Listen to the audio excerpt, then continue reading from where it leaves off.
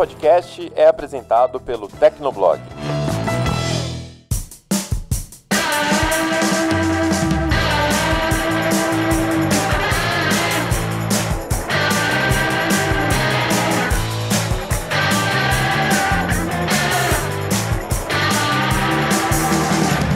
Olá, ouvinte! Seja bem-vindo, está começando mais um episódio do Tecnocast. Eu sou o Thiago Mobilon. Eu sou o Paulo Riga. Eu sou o Felipe Ventura. E eu sou o Lucas Braga. Hoje a gente vai falar sobre algumas leis bem esquisitas ou projetos de lei que existem aqui no Brasil, várias delas envolvendo aplicativos como Uber e Netflix, e também sobre alguns pontos da Lei da Banda Larga que foi aprovada recentemente. Aguenta aí que a gente começa depois da caixa postal.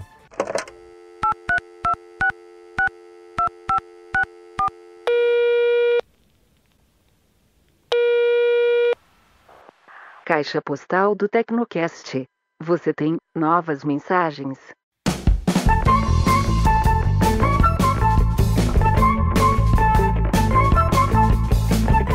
Hoje o recado é do Ministério da Saúde e é importantíssimo porque é sobre doação de órgãos, né, Riga? É isso aí, o Brasil tá batendo recorde de doadores, olha só. Notícia boa? Em 2018, foram 3.529 doadores efetivos. Foi o maior número da história, com um crescimento de 3% aí em relação a 2017. Mas ainda tem mais de 30 mil brasileiros aguardando por um transplante. E essa situação poderia estar muito melhor porque 42% dos familiares ainda se recusam a fazer a doação de órgãos. Bom, minha família já sabe disso, eu sou doador de órgãos e eu queria deixar isso aqui registrado publicamente também. E no Brasil não precisa deixar nada escrito ou registrado em cartório para você ser um doador de órgãos. Basta você conversar com a sua família e contar o seu desejo de ser doador, porque somente eles podem fazer essa autorização da doação de órgãos e fazer com que a vida continue para muitas pessoas. Então vamos ouvir o recado rápido do Ministério da Saúde para você saber mais. Lembrando que o Tecnoblog não cobrou nada para divulgar essa campanha. Roda aí, Barba.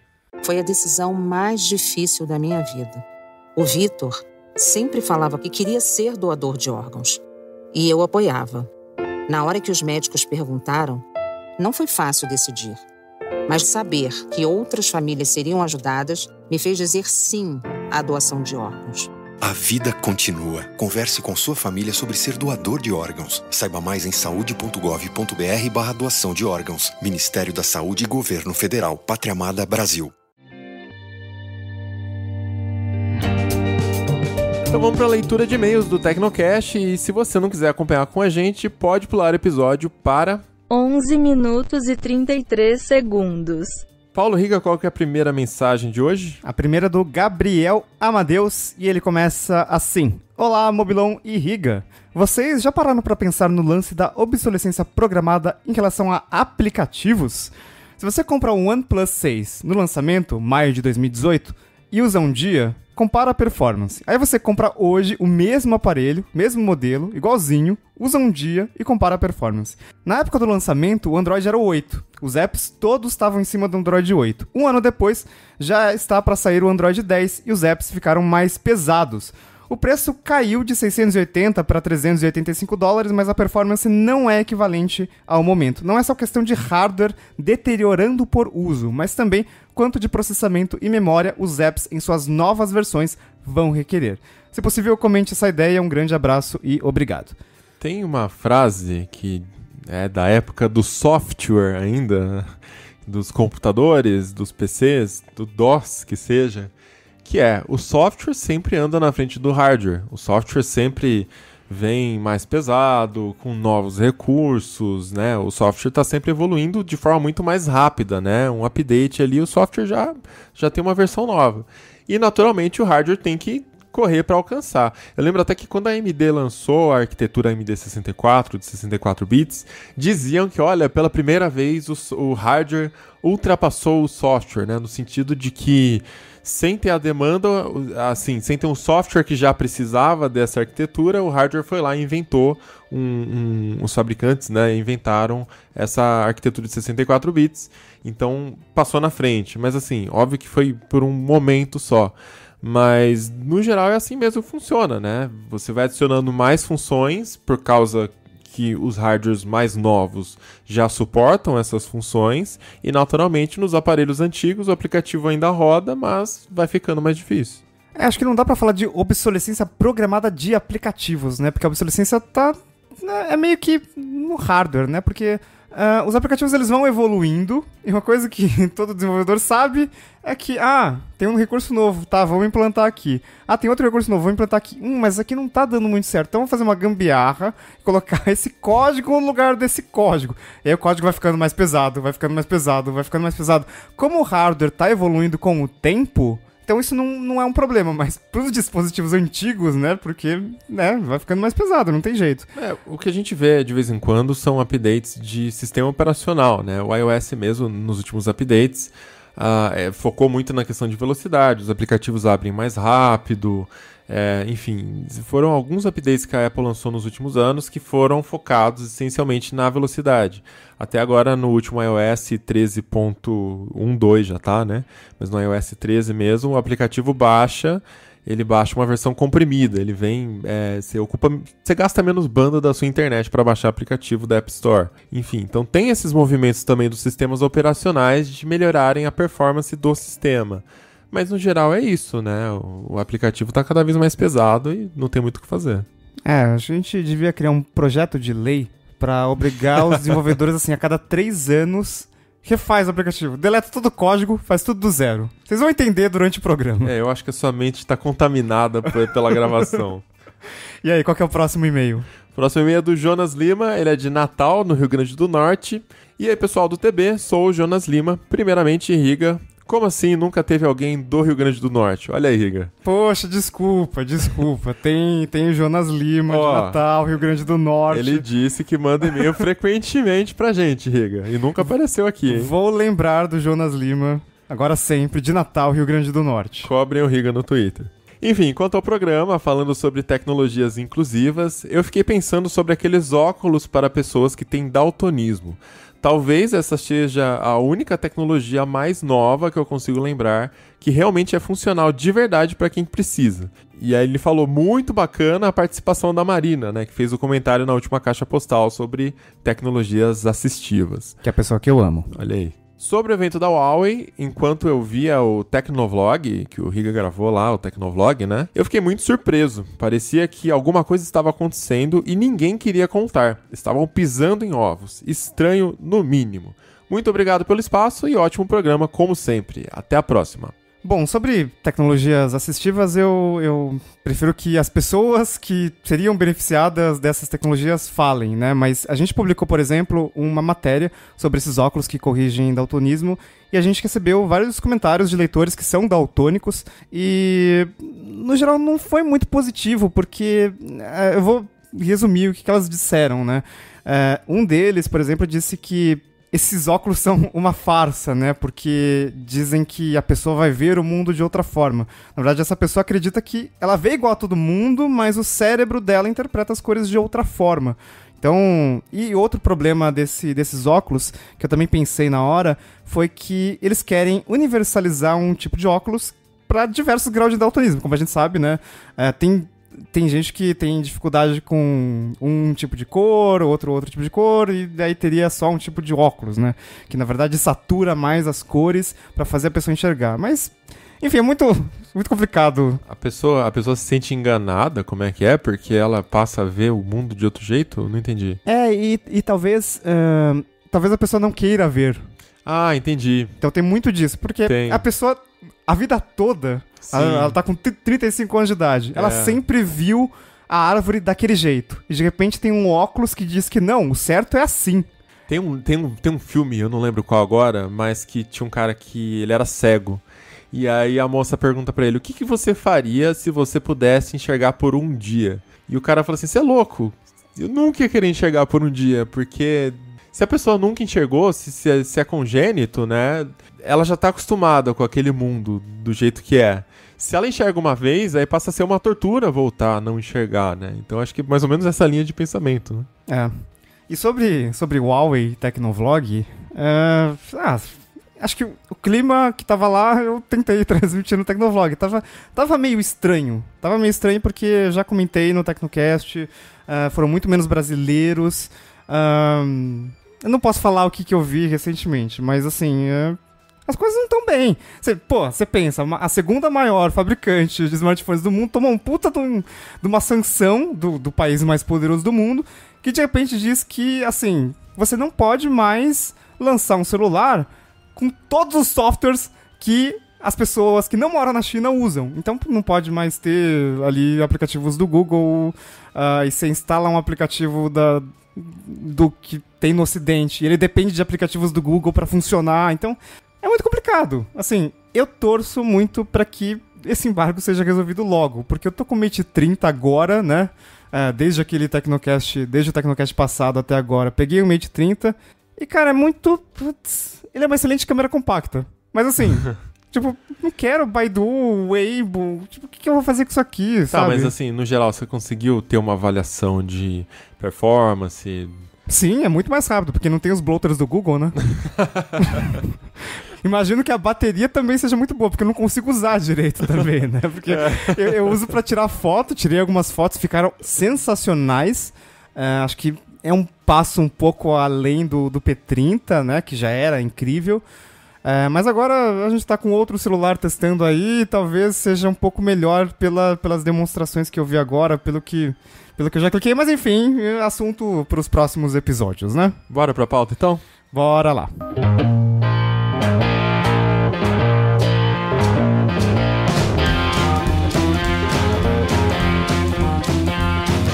Pra gente começar esse papo aqui sobre leis, vai ser um papo...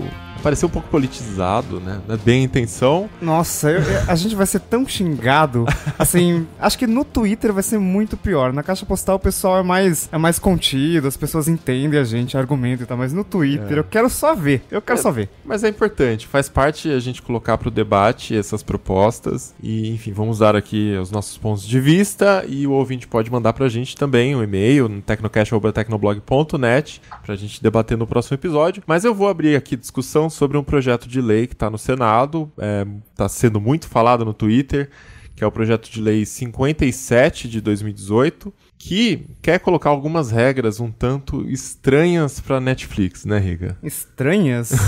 Bom, eles querem colocar uma contribuição, eu adoro essa palavra, né, e tem várias diferenças entre taxa, imposto e contribuição, né, então você tem que usar o nome correto. Nesse caso é contribuição, que é o Condecine, né, que é uma contribuição para a Ancine, para incentivar o desenvolvimento do cinema nacional, etc, etc. Hoje, os serviços de streaming, como Netflix e Amazon Prime Video, eles não pagam Condecine, mas eles passariam a pagar. E isso também abrangeria as plataformas de compartilhamento de conteúdo, que é como está na lei, que é o YouTube. Então, YouTube, Netflix, Amazon Prime Video pagaria até 4% de Condecine. Essa taxa ela é progressiva, né? Ela aumenta de acordo com a receita bruta da empresa.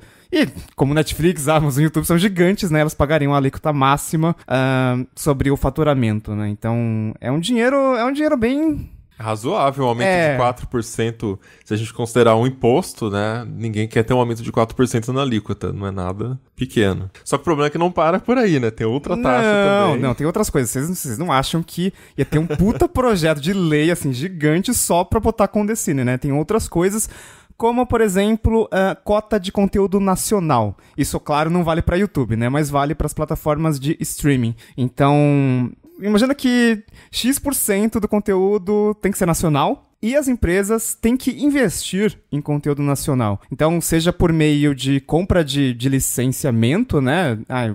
Uma produtora fez lá um documentário legal, beleza, vamos colocar no nosso serviço de streaming e tem que seguir até 4% também, né? Imposto, mesma coisa do Condecine, mesmas regras do Condecine, tem que investir até 4% do faturamento bruto da empresa em conteúdo nacional. E... Além disso, o serviço teria que destacar esse conteúdo nacional de alguma forma. Isso seria regulamentado depois, né, pelo Poder Executivo, mas é meio estranho, né, porque, putz, mas será que o governo precisa interferir na forma como... O aplicativo exibe o conteúdo, né? Tipo, primeiro em quais conteúdos o serviço vai ter e depois como ele vai destacar os conteúdos, né? Porque a gente já fez alguns Tecnocasts sobre os algoritmos da Netflix, né? Como que ele te sugere filmes e tal. Aí teria que alterar o algoritmo porque tem conteúdo nacional e tem que ter prioridade, né? Uma coisa... Não, e já começa a ficar muito suspeito aí, né? Porque a curadoria dos destaques é feita pelo governo, né? Eles seriam apontados pelo governo. Então, que tipo de conteúdo o governo se interessaria em colocar na nossa cara, né? Que eles acham que é do interesse deles, óbvio, coisas que são do interesse do governo. Então, independente se você é esquerda, direita, centro, o que quer que seja, você tem que pensar que, numa democracia, os governos estão sempre trocando e, quando tiver num governo que você não gosta, toda a população vai estar sendo impactada pelos conteúdos que o governo atual está selecionando, né? Então, em tempos que a gente está discutindo tanto a questão de liberdade de imprensa e de censura e tudo mais, é um ponto que levanta uma certa suspeita também, né? O governo querer interferir em qual tipo de conteúdo a Netflix está exibindo pra gente. Imagine que o governo diga que a Globo tem que passar, a Band, o SBT tem que passar todos os dias numa faixa de horário um programa que o governo manda. É tipo isso. Ah, mas no rádio tem isso, né? Mas assim, no rádio é noticiário, né? Assim, ainda tá errado, né? Pelo que eu entendo, essa é uma tentativa de transpor a lei que já existe para a TV paga, né, para o streaming, que funciona de um jeito diferente, porque na TV paga existe cota de conteúdo nacional e para evitar que as operadoras de TV paga colocassem, os canais de TV paga colocassem conteúdo brasileiro, 3 da manhã, eles também obrigam a passar no horário nobre, em horário que as pessoas vão assistir. Então eles fizeram, como a Netflix não tem horário, né, cada um pode assistir do jeito que quiser, falou, então tem que ter algum destaque na home, tem que ter alguma recomendação para esse conteúdo não ficar escondido. Mas é o mesmo problema, assim, da própria lei da TV paga, né? Que é uma coisa que deu uma empurradinha assim, no conteúdo nacional, mas eu não sei se o custo realmente valeu o benefício que possa ter vindo disso, sabe? Mas na TV paga o governo aponta quais conteúdos vão ter que não passar? Quais. Não aponta, e assim, eu acho que na verdade isso nem é um ponto desse projeto de lei sobre serviços de streaming. Eu acho que, basicamente, eles querem uma categoria de conteúdo nacional que tenha algum destaque, assim, dentro da grade de conteúdo. Algo parecido até... Lembra quando tinha a Lei do Bem, que tinha incentivo para os smartphones que eram vendidos no Brasil e tinha os aplicativos brasileiros? Eu acho que seria algo mais ou menos nesse sentido, assim. Aliás, a Motorola deixou o aplicativo, né, que chama Appbox. Ainda tem lá a lojinha de aplicativos brasileiros. Sempre que você instala sempre que você liga, né, um Motorola pela primeira vez. Mas já acabou o incentivo, né? Sim, sim. E eu acho que essa tentativa de incluir o Condecine nos aplicativos de streaming justamente remete a uma outra briga estúpida que a gente teve um tempo atrás, que era entre a Anatel e a Fox. A Fox vende os seus canais lineares, o mesmo canal que tem na TV por assinatura, só que via streaming. Então você não precisa ter aquele plano com 160 canais que você não vai assistir nenhum deles, para você ter acesso aos canais da Fox. E o problema da Fox é que você pode assinar sem ter a TV por assinatura, né? Sim, o mesmo conteúdo linear. Porque, por exemplo, tendo assinado os canais da Globosat, você tem acesso ao Globosat Play, que é o mesmo conteúdo da TV, mas você não paga mais e você precisa ainda ter a TV por assinatura. Exatamente. Essa é justamente a questão da Fox. Quem entrou com um recurso sobre isso na Anatel para saber se era legal ou não foi a própria Claro, o grupo Claro da NET, que queria saber se essa situação estava regular ou não. Porque, ao mesmo tempo que as operadoras pagam um monte de impostos além do streaming, porque o streaming ele paga basicamente imposto sobre serviços. Enquanto TV por assinatura você ainda tem PIS, COFINS ICM, tem toda a questão do FUST e do Funtel, que agora com essa mudança da lei da banda larga talvez nem exista mais, mas tem uma série de tributações que a TV por assinatura não tem, e foi meio que isso, assim, a Anatel considerou que a Fox estava agindo como se fosse uma operadora de TV por assinatura, e portanto estava querendo que ou ela parasse de transmitir os canais ao vivo, ou se enquadrasse como uma, e aí teria que instalar antena, teria que ter algum tipo de transmissão, enfim, nada a ver. Nada a ver. Então, toda essa questão de inclusão do Codecine é justamente porque essa lei da TV paga, a lei do SEAC, ela já está muito ultrapassada, porque ela foi criada em 2011, tem a cota de conteúdo nacional, mas o ponto mais impactante é a proibição de propriedade cruzada. Ou seja, eu sou dono de uma operadora, mas eu não posso produzir um conteúdo e divulgar ele ao mesmo tempo. Esse entrave está acontecendo agora com a AT&T, que é dona da Sky no Brasil, e ela comprou a Time Warner, que é dona de vários canais, inclusive a própria Warner, HBO, praticamente metade... Que isso traz para o usuário? Qual que é a alegação? De quê? De ter essa proibição, de ter essa separação. Quando essa lei foi criada... Então, quando essa lei foi criada, tinha algum certo sentido, porque era justamente para evitar que uma operadora tivesse exclusividade sobre algum tipo de conteúdo. Nessa época, por exemplo, os canais da Globosat eram exclusivos de 2 ou 3 operadoras só. As outras não podiam ter acesso justamente por causa da participação da Globo. A Globo era dona de um pedaço da NET, então ela só vendia basicamente para a NET, para Sky e acho que para TVA. Mas na época a DirecTV, por exemplo, não tinha. E eles não tinham intenção de vender os canais para a DirecTV. Então, a propriedade cruzada foi justamente no sentido de impedir algum tipo de monopólio por ter certos canais. Então, uma lei que foi criada para tentar resolver um problema. E aparentemente, hoje, por exemplo, você pode assinar Globo News em qualquer TV por assinatura, né? Qualquer plano, até básico, tem, de qualquer empresa, por menor que seja, mas agora ela tá criando essa questão com... mas da mesma forma a programação da Netflix você só tem no Netflix. Não, então, essa é a questão. O modelo de negócios do streaming é completamente diferente da TV paga. O conteúdo exclusivo é uma base, é essencial para os serviços de streaming. A Netflix tem o conteúdo que é só dela, o Disney Plus vai ter conteúdo que é só deles, a Amazon Prime Video faz a mesma coisa, o Hulu faz a mesma coisa, todos fazem isso. Então, isso agora, uma coisa que é proibida pela lei do SEAC, da TV paga, é algo essencial para o serviço de streaming. Então alguma coisa tem que mudar.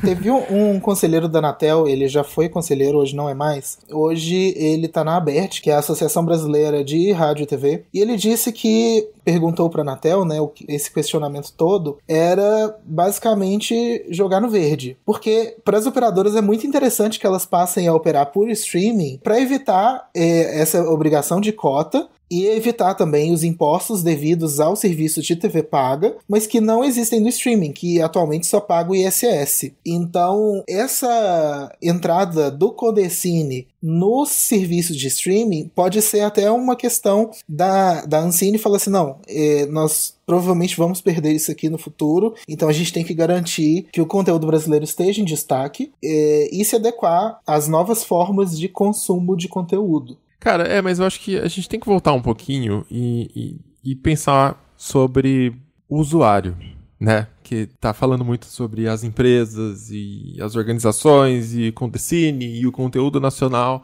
mas onde que isso beneficia, de fato, o usuário? Que a pessoa mais importante desta cadeia é o consumidor, né? Então, assim, onde que beneficia você obrigar a ter conteúdo nacional? Fala pra mim primeiro, quantas empresas de aplicativo que deram certo, que viraram startups de $1 bilhão aqui no Brasil por causa da lei do bem nos smartphones? Isso ajudou, de alguma forma, a indústria nacional a se desenvolver? Eu acho que não. Mas me deixou com raiva de algumas empresas porque vinha a droga do aplicativo ali, né? Primeiro você cria uma complicação para a empresa, porque ela é obrigada a fazer uma modificação no software. Se ela quisesse mandar o software cru, ela não poderia, porque o governo mandou e ponto final. E aí, vamos beneficiar os developers brasileiros. Não beneficiou os developers brasileiros. É a mesma coisa aqui. Vamos colocar conteúdo nacional para as pessoas assistirem. As pessoas vão assistir se elas quiserem. E aí entra um outro ponto, que é a questão de você dar benefício fiscal para em cima dessa contribuição. O Riga falou o número aqui é 30%, né, Riga? Isso, 30% de desconto no recolhimento da Condecine do valor que você investia, do valor que a empresa investia ali em conteúdo nacional. A empresa ela tem que investir 4% na Condecine e ela tem que investir mais 4% em conteúdo nacional. Isso. Então já é uma alíquota adicional para a empresa de 8% de imposto em cima de todo o faturamento dela, pelo que eu estou entendendo. Desses 8%, separa metade, 4% de novo. Desses 4%, 30% a empresa consegue recuperar em benefício fiscal. É tipo quando você vai declarar o seu imposto de renda e você desconta lá o plano de saúde que você pagou à parte, a consulta do dentista, a escola dos filhos, você desconta tudo, né? Nossa, que horrível essas deduções, pelo amor de Deus. É tipo isso que vai acontecer. Só que aí, o que acontece quando você está deduzindo do imposto, você está tomando crédito e deduzindo, você está deixando de arrecadar imposto, né? Imposto que iria para a União. Quem que tá pagando esse imposto? Todo mundo que paga o serviço de streaming.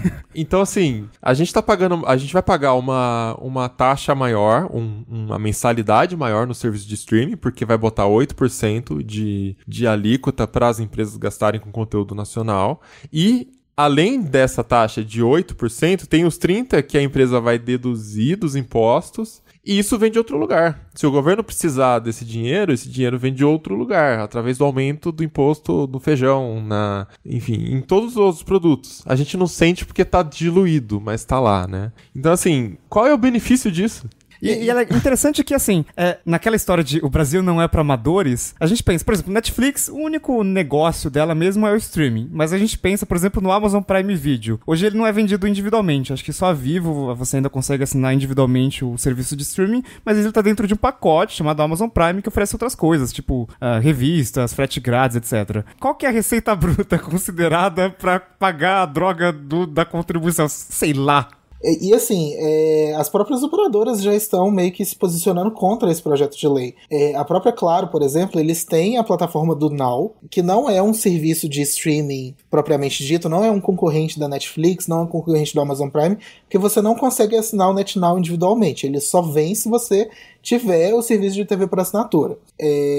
E o diretor de conteúdo da Claro do Brasil afirmou que dos 60 mil conteúdos sob demanda que estão presentes no Now, 20 mil já são nacionais. Então, eles já alcançariam esse número sem precisar de cota. Então, é mais uma lei desnecessária do ponto de vista dele. E com outra coisa, vamos supor, por exemplo, que Netflix e Amazon Prime tenham que seguir isso. E eles chegaram na porcentagem estabelecida pela Lei de Conteúdo Nacional, mas eles não conseguem crescer, porque eles não conseguem mais incluir conteúdo nacional, e assim eles não conseguem incluir uma temporada nova de série que é filmada no Canadá, por exemplo. Eles vão ter que ficar vão ter que ficar cheio de dedos assim com o catálogo brasileiro, porque não, vai ultrapassar a cota, não vai respeitar a cota imposta pela lei, então a gente não pode colocar mais conteúdo de fora, tem que deixar do jeito que tá, realmente é muito complicado. Pelo que me parece, esse projeto de lei quer colocar, em vez de, sei lá, simplificar do jeito que tá mais ou menos agora, porque a Netflix só paga basicamente o ISS, quer pegar toda a complicação da TV paga que existe hoje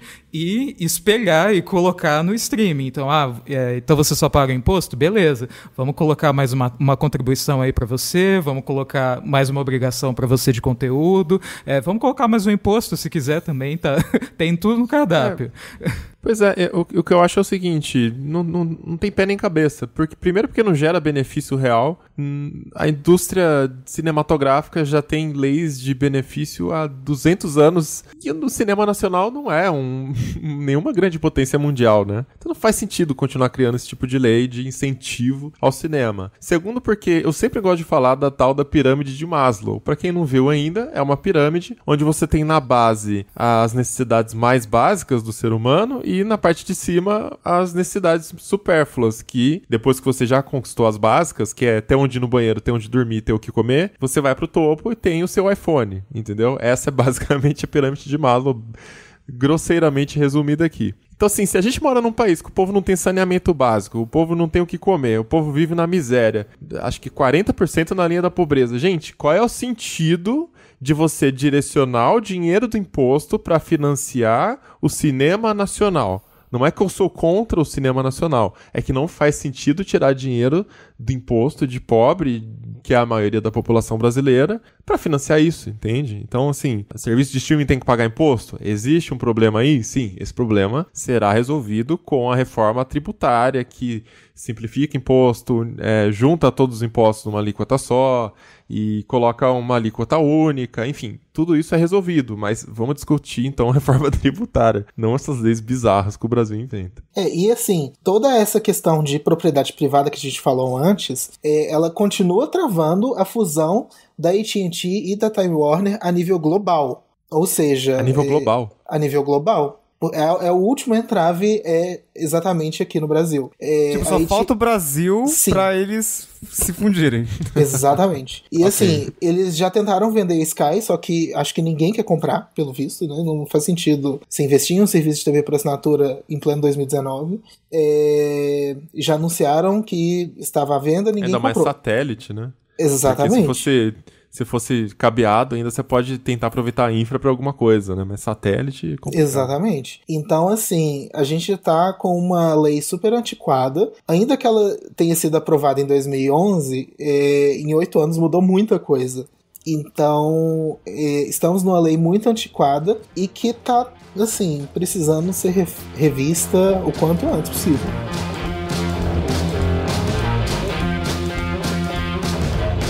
Agora, essa daqui é um pouquinho mais cabeluda, hein?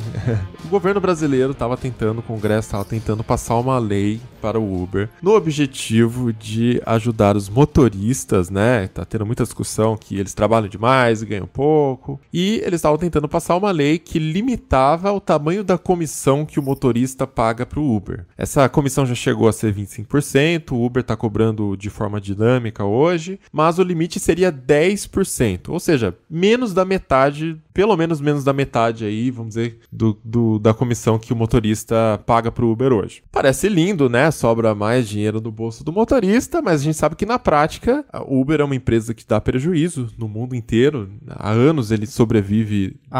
Foda-se eles. Pode continuar dando prejuízo. Por mim, se for esse o motivo, tasca esse limite aí. Ele sobrevive em 12 investimentos, né? Manda cupom de desconto, limita pra 1% a comissão e baixa os preços das tarifas aí. Assim, eu acho que assim, devia ter uma opção, devia ter uma lei que limita o preço da corrida até o aeroporto, da minha casa até o aeroporto, pra uns R$20. Mano, tipo, R$80 pra Guarulhos é muito caro, velho. Que tem um deputado aí pra passar uma lei assim? Olha, não dá ideia que parece semana que vem. Não, tinha que ter uma lei que a gente conseguisse usar o bilhete único dentro do Uber, pagando apenas uma tarifa pra ir pra qualquer lugar. Olha aí. Seria interessante. Bom, mas assim, enfim, é óbvio que o que aconteceria como consequência é que o Uber subiria o valor da tarifa. Subindo o valor da tarifa, as pessoas iam pegar menos Uber porque tá mais caro. Pegando menos Uber, os motoristas ganhariam menos. E os motoristas tendo menos lucro, teriam menos motoristas na rua.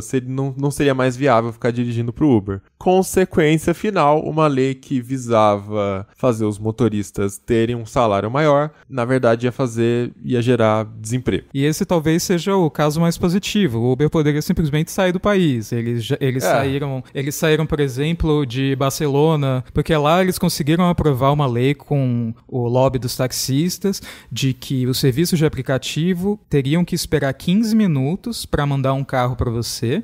Você teria que entrar no aplicativo, esperar 15 minutos, aí você poderia pedir um carro, né, para esse carro vir até você, para pessoa, a maioria das pessoas vai pegar um veículo, tá com pressa, vai preferir pegar um táxi. Essa lei realmente foi aprovada e a Uber realmente saiu, não atende mais Barcelona. E o Cabify... Você teria que colocar, tipo, um timer ali, tipo, você abre o aplicativo, tem lá 15 minutos, 14h59, e aí só aí ativa o botão? Pior que não tem nenhum timer, você simplesmente avisado disso, ó, existe uma lei, então você entrou no aplicativo agora, volte daqui a 15 minutos, e aí você pode pedir um carro, e aí esse carro vai vir. E realmente a Uber desistiu e saiu de lá e não atende mais, e a Cabify, que é espanhola, né, eles continuam lá, mas eles conseguiram fazer um esquema que você só precisa fazer isso da primeira vez. Então, quando você faz isso da primeira vez, você basicamente assina um contrato pelo aplicativo, dizendo que você não precisa mais fazer isso pelo próximo ano, mas no ano seguinte você precisa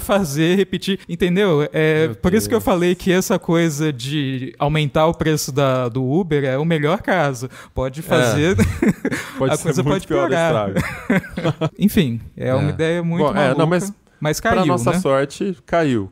Não foi aprovado. Mas assim, paralelamente a esse projeto esdrúxulo que estava correndo lá, não me lembro agora se era na Câmara, acredito que sim, também está correndo na cidade do Rio de Janeiro um outro projeto que está ameaçando inviabilizar completamente a operação do Uber da cidade. E esse projeto vai ser votado agora terça-feira. Não fala em viabilizar. As regras são legais, pô.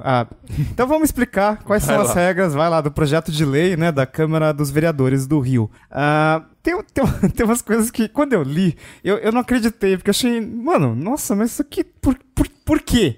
Né? Uma das restrições é que os serviços, né, o serviço de transporte por aplicativo, ele não poderia mais ser prestado por carros do tipo hatch. Então só poderia ser prestado com carros sedã. Não importa se você quer, importa que o governo não acha que pode, e isso não pode. Acabou.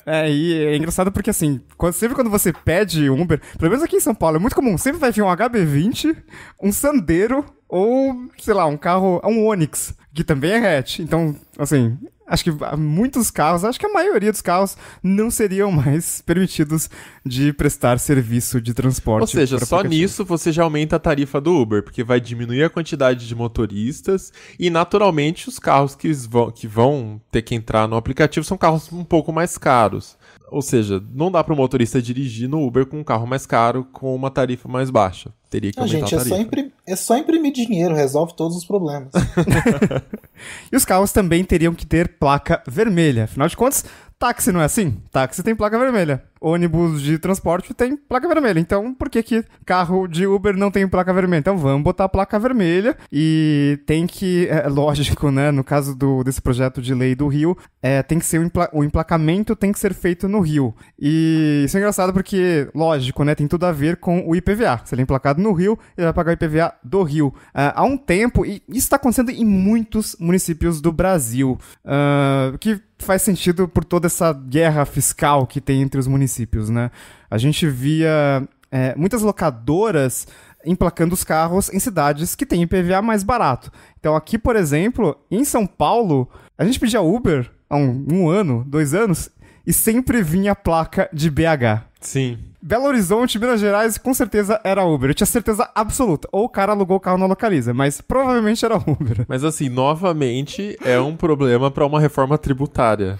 Exatamente. Mas é aquela questão de a gente sempre cria leis, vários remendos nas leis atuais, né? Sim.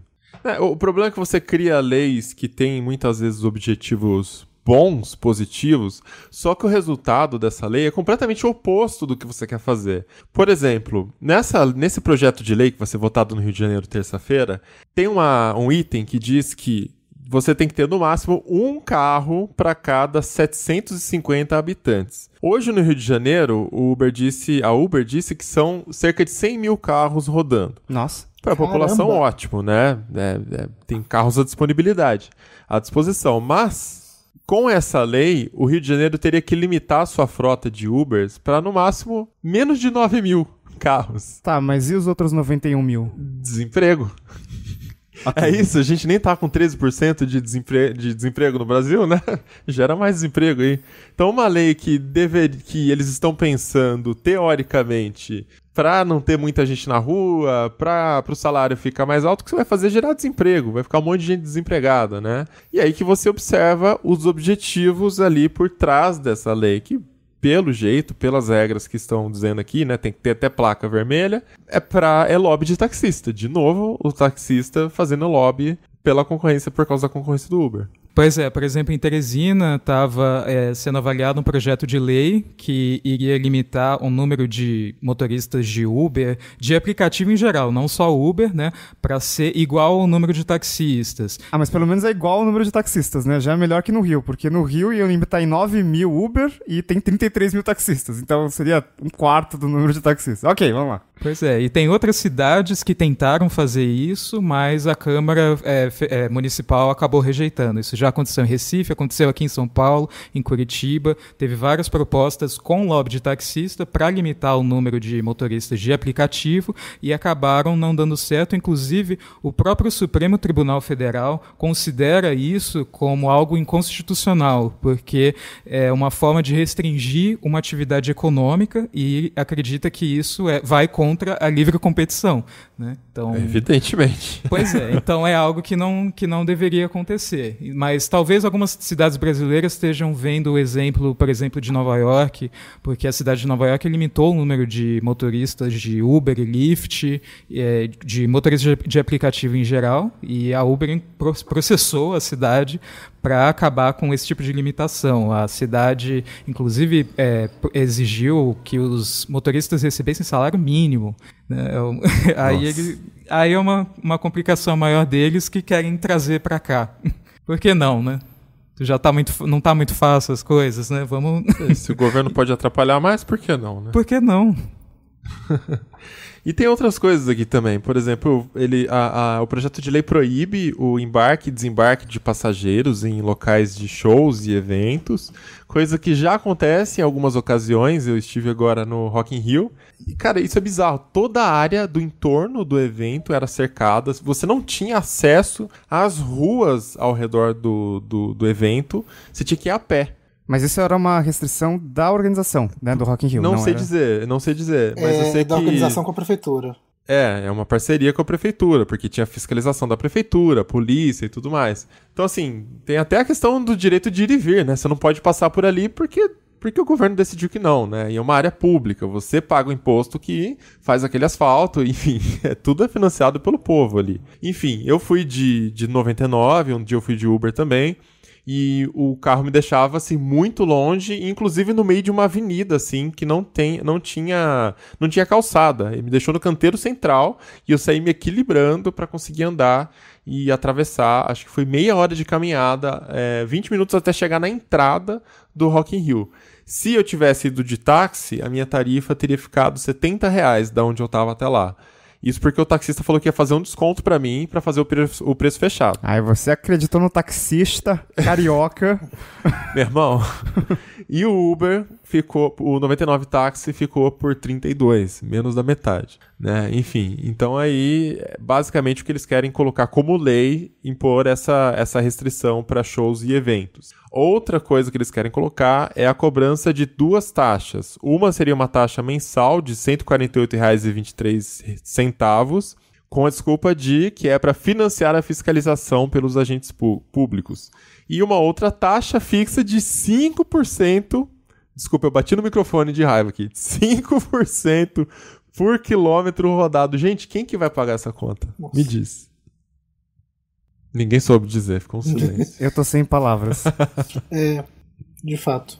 É engraçado porque, assim, essa lei, pelo que eu tava vendo aqui, ela é de autoria de 2 vereadores, né? Eu não vou falar o nome porque, gente estúpida, a gente tem que esconder o nome para não dar publicidade gratuita. Mas o texto foi protocolado, né, por uma pessoa do PMDB, outra do PP, e em setembro do ano passado. E, segundo o que a Uber está falando, de forma inesperada e sem qualquer debate, o projeto passou em um mesmo dia por 10 comissões da Câmara. Esses projetos, para quem não acompanha o mundo político, antes dele ir à votação no plenário, né, da Câmara, ele passa por comissões para ver se é constitucional, para ver se não vai atrapalhar, se interfere no Código de Defesa do Consumidor, se não vai atrapalhar a geração de emprego, enfim, tem várias comissões. Em um dia, esse projeto atravessou todas essas casas e foi direto, todas essas comissões e foi direto pra votação. Vai ser votado agora na terça-feira. Por quais comissões ele passou? Então, eu vou citar pra vocês. Tá. Depois de tudo que a gente falou, que vocês me falam se faz algum sentido. Ok. Passou pela Comissão da Justiça e Redação, Administração e Assuntos Ligados ao Servidor Público, Transportes e Trânsito, tá na área ali, né? Ciência, Tecnologia, Comunicação e Informática. Só o fato de ter informática já me dá uns calafrios, mas o que tem a ver o... Que Bom, comissão é essa? Eu não entendi nada de ciência e tecnologia, né? É porque você pede no aplicativo, então tudo a ver, né, gente? Lógico. Não, mas assim, se a pessoa entendesse de tecnologia, ela não ia aprovar um negócio desse. Mas enfim, passou por essa Não, eu comissão. fui irônico. Não entendi. Passou pela de assuntos urbanos, passou pela de meio ambiente, abastecimento, indústria, comércio e agricultura, defesa do consumidor, como que um negócio que vai ferir o consumidor foi aprovado nessa comissão. É óbvio, porque não teve uma discussão, né? Trabalho e emprego. Nossa, mas se você limita o número de gente que pode prestar a droga de serviço... No mínimo, você tá mandando 92 mil pessoas pra rua. E passou pela Comissão de Trabalho e Emprego.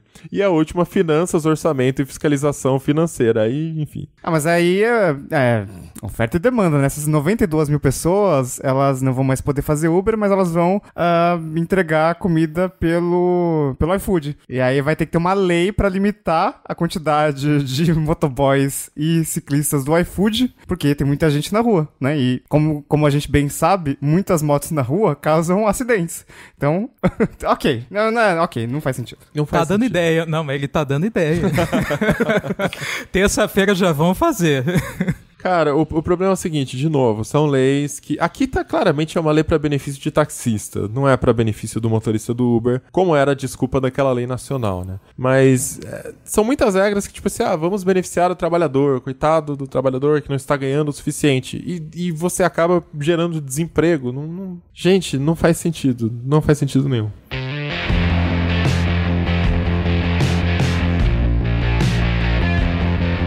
A gente estava falando aqui sobre alguns problemas de fora que a gente está importando. Então, a Nova York restringiu o número de motoristas do Uber, vamos fazer aqui também.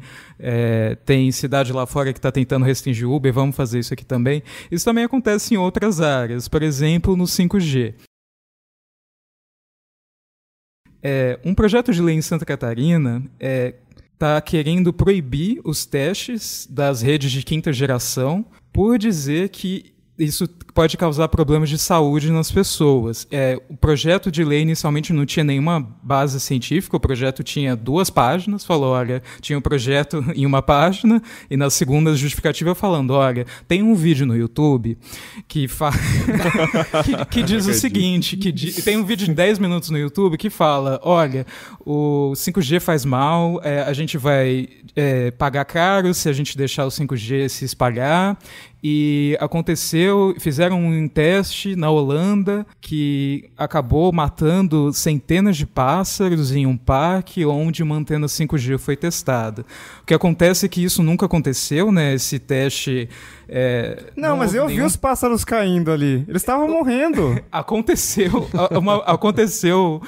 um caso de que os pássaros morreram em um parque na Holanda, só que não tinha nenhum teste de 5G, não tinha nenhum teste de telecomunicações, não tinha nada a ver, simplesmente aconteceu, né? E aí juntaram isso... Isso é o que eles querem fazer você acreditar. Pois é. O lobby das grandes empresas de telecom. Você não está vendo. Como você prova que o 5G não causa mal, né? Assim, tentam inverter a lógica pra provar um ponto. Como que você prova o não, né? Como você prova a negativa, né? De qualquer coisa, né? Então, aí o que aconteceu? Esse projeto de lei foi assinado por 2 deputados de Santa Catarina. Um deles pediu para retirar a assinatura, porque falou que foi meio que por acidente, não sei. Mas o outro se manteve firme, né? Ele falou que essa informação de que o 5G causou problemas na Holanda não é fake news, sendo que realmente não aconteceu. A própria prefeitura da cidade onde aconteceu esse negócio confirmou. Mas beleza, ele falou que isso não é fake news e que tem vários estudos que dizem que o 5G pode fazer mal à saúde humana. Desde então, esse projeto de lei recebeu algumas informações adicionais, agora ele tem 37 páginas adicionais, e a maior parte delas são copiadas de um site chamado o apelo pelo 5G, né? 5G Appeal, falando para não testar. O título dele exatamente é Parem com o 5G na Terra, no espaço e na Terra. Meu Deus. Terraplanismo total, né? Assim, aí tem uma entidade de jornalistas de fact-checking na Europa que analisou tudo isso, porque o site, eles colocam mais de 7.000 estudos alegando que esses estudos provam ou indicam que o 5G pode fazer mal à saúde. Eles fizeram uma análise de tudo isso e viram que desses 7.000, 5.000 são muito antigos, eles são de 20 anos para trás. Tem estudos dos anos 70, que numa época que não tinha nem rede celular, sabe? Então não dá para você puxar um estudo desses e falar que isso pode justificar que o 5G possa fazer mal, sabe?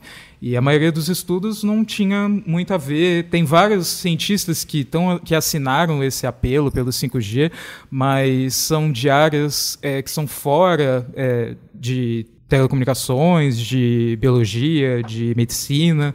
Então, a gente está novamente trazendo um problema de fora, porque esse apelo 5G é uma coisa da Europa, né, que nasceu na Europa, e trazendo para cá, sendo que é uma coisa basicamente infundada para ser a base de um projeto de lei que vai proibir o 5G em Santa Catarina. Que eu acho que isso nem é constitucional, não é proibido legislar, Estado legislar sobre telecomunicações? Completamente proibido. Mas é aquela coisa, né? Se tá na internet é verdade. Pois é. Engraçado que assim, o Tecnoblog é um site mais técnico e de vez em quando aparecem algumas pessoas que acreditam que o 5G realmente faz mal à saúde e tal, e elas usam argumentos técnicos pra dizer que o 5G faz mal à saúde. E um dos argumentos que eu vi nos comentários um dia desses foi que, mas o 4G que a gente usa chega no máximo 2,6 GHz. E agora tem 700 MHz, que é menor ainda. E o 5G, a frequência que vai ser usada vai ser de 3,5 GHz, mas vai ter uma frequência de 26 GHz. Então imagina a radiação que essa frequência vai passar no nosso cérebro e causar um tumor. Mas o que as pessoas precisam entender é que assim, a frequência não tem nada a ver com a possibilidade de causar tumor cerebral, e isso já foi amplamente testado, até porque, não sei se as pessoas sabem, mas o espectro visível da luz é de 400 a, se não me engano, 750 terahertz. Então, assim, tem muita onda de terahertz passando no meio do seu olho, e você não pegou câncer. Então, pelo amor de Deus, parem de usar esse argumento da frequência do 5G como não sei o que lá, de câncer, radiação, etc. Pelo amor de Deus. Não, e com outra coisa também, se você acompanhar um pouquinho do noticiário internacional em países onde estão com implementações 5G, você pode ficar despreocupado, porque não funciona. Essas redes milimétricas, a pessoa simplesmente está de frente para a antena, ela atravessa a rua e para de funcionar. Então, mesmo se essa radiação fosse prejudicial, era só dar um passo para o lado. Resolvia. Não, mas aí É só botar óculos de sol, pronto. Mas aí vai todo mundo, as operadoras vão colocar uma antena a cada 10 centímetros. Então todas aquelas guias de calçado vão virar antenas. E aí imagina quanta radiação vai emitir cada antena, bilhões de antenas pelo mundo em 26 GHz, 28 GHz, depende da frequência que pode ser. E cada antena de 26 GHz, você soma uma de 26 GHz com outra de 26 GHz, aí você vai ter uma antena de 52 GHz que vai resolver... Caraca, bicho! Entendeu? É aí que o problema pega. Pra quem não entendeu, isso não se soma essas frequências, né? Ou então fica todo mundo com chapéuzinho de alumínio, papel alumínio, pronto, resolveu.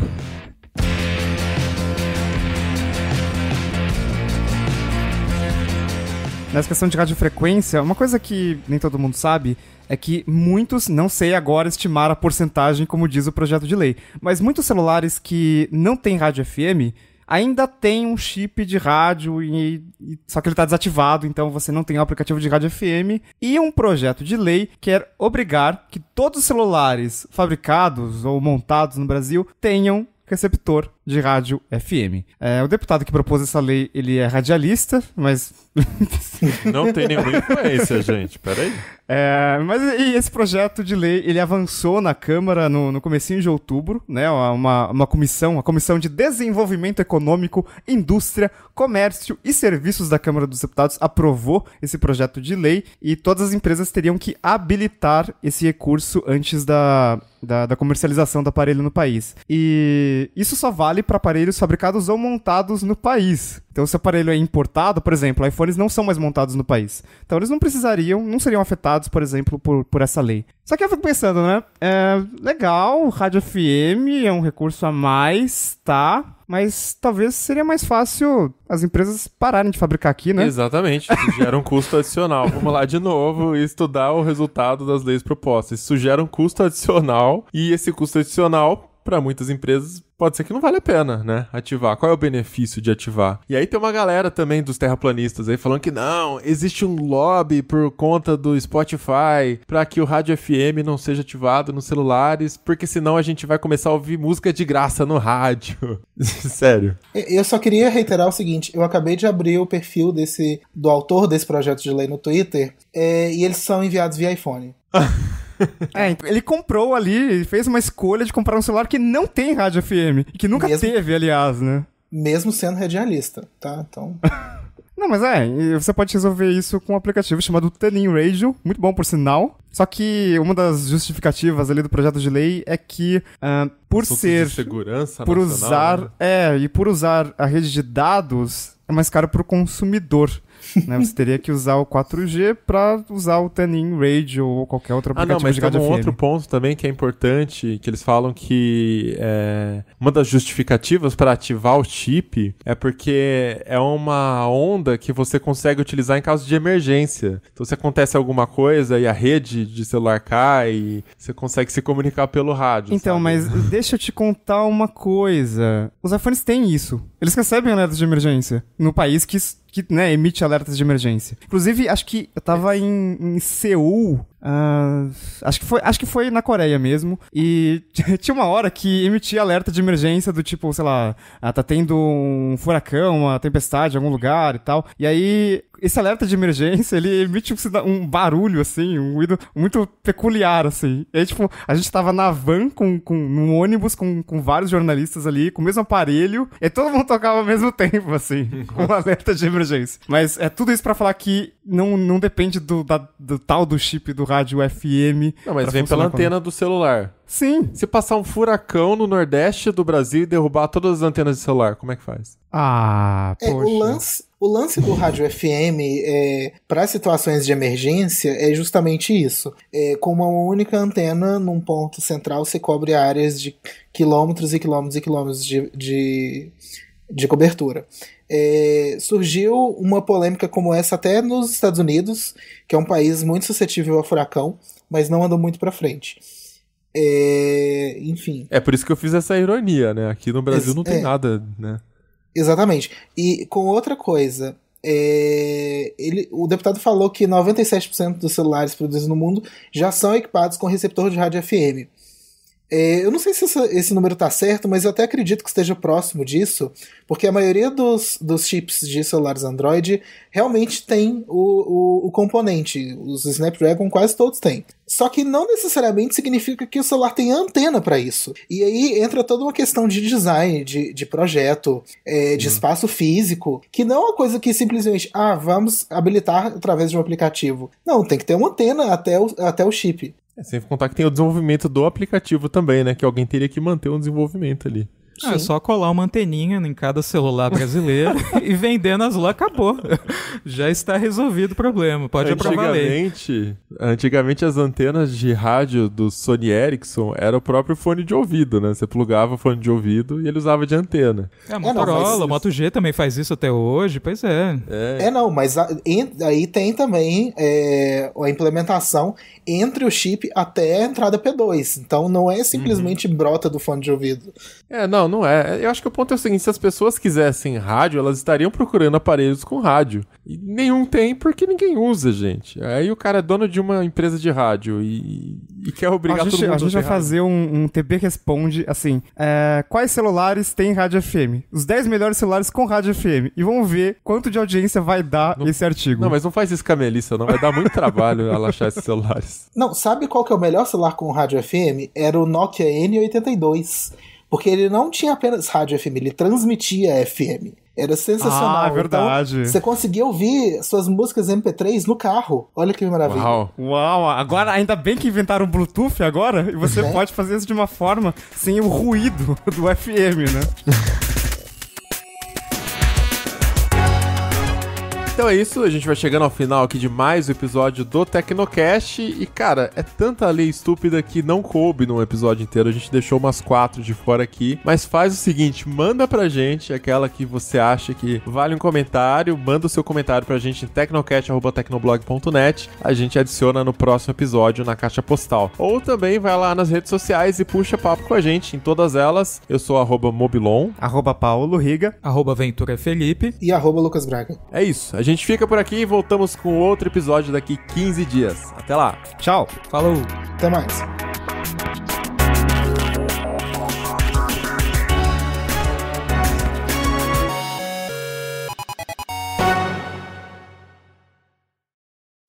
Caixa postal. Ih, esqueci de dar nome pra gravação. Mas é isso aí. Pode aí. Eu sempre lembro de avisar na gravação, né? Barba, desiste porque assim, eu falei, acho que no Tecnocast 90, pro Mobilon passar a nomear os arquivos que ele coloca no post, com tipo, tecnocast-90.png. De imagem. Só que sempre sobe como vitrine-site.png. E aí, o que aconteceu? Hoje, quando eu quero incluir uma imagem de Tecnocast, eu pesquiso por vitrine na galeria do WordPress e vai.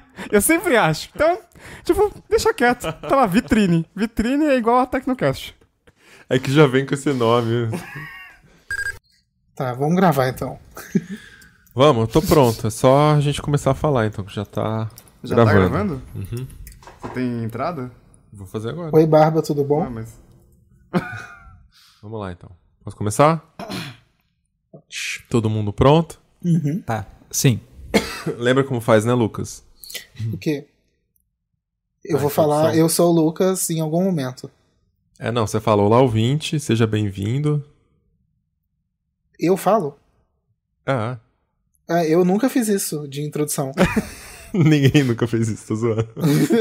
Isso, que Mas susto. você é o último a se apresentar no Eu sou o Lucas Braga, aí você faz o Eu sou o Lucas Braga. Tá bom. Com aquele tom de final. Aí, beleza. Tá. Nossa. Será que aquela cadeira ali tá fazendo menos barulho, Riga? Tá. Melhor trocar. Não consegue, né, Moisés?